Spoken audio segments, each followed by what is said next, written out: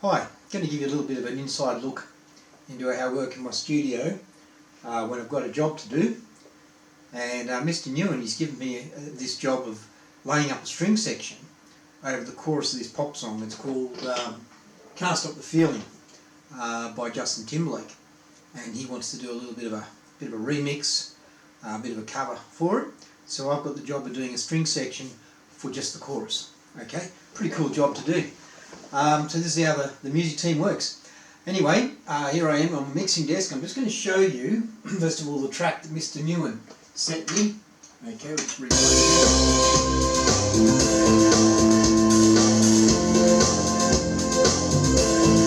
it. So I've got to record all the string parts exactly in time with that track. And they're going to be layered on top of that track he's given me. So then I'm going to mix in violin, viola, cello, double bass, etc. Okay, here we go. So let's go over there and join the other guys.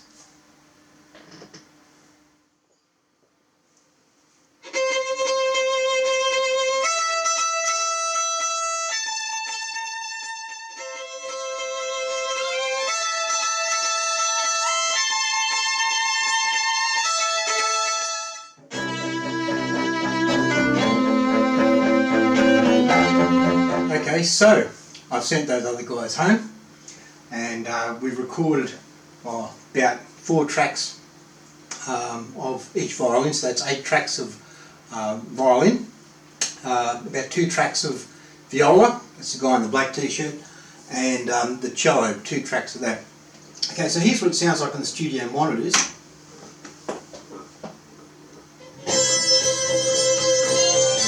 Okay, I can separate out some of those elements.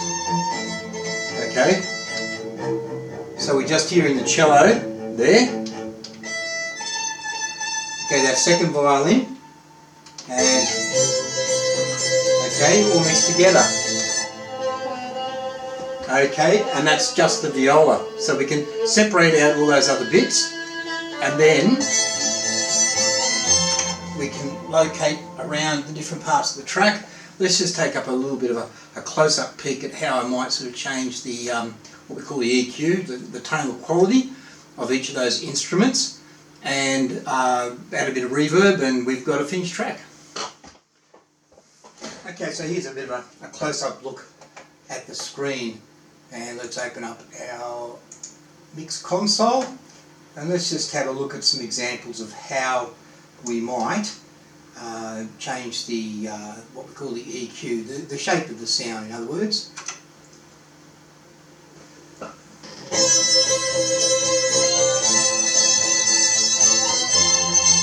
Okay, so if I have a look here and I just solo that track, okay,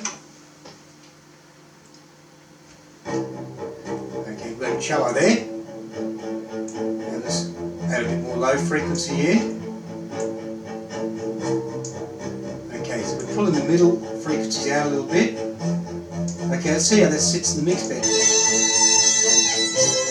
So you see that gives it a little bit more presence. And you hear that echo there at the end, we call that reverb.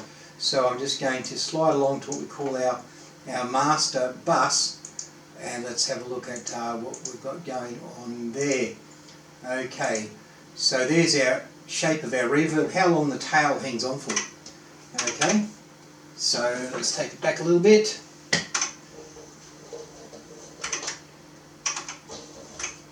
Alright, just fast forward there a little bit. Okay, here we go. And all the tracks together.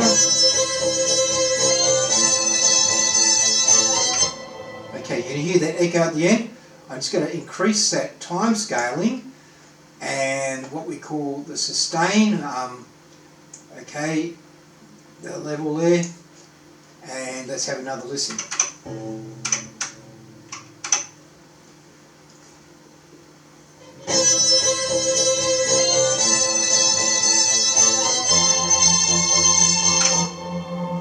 Okay, so that sounds like it's in a much bigger space with that reverb.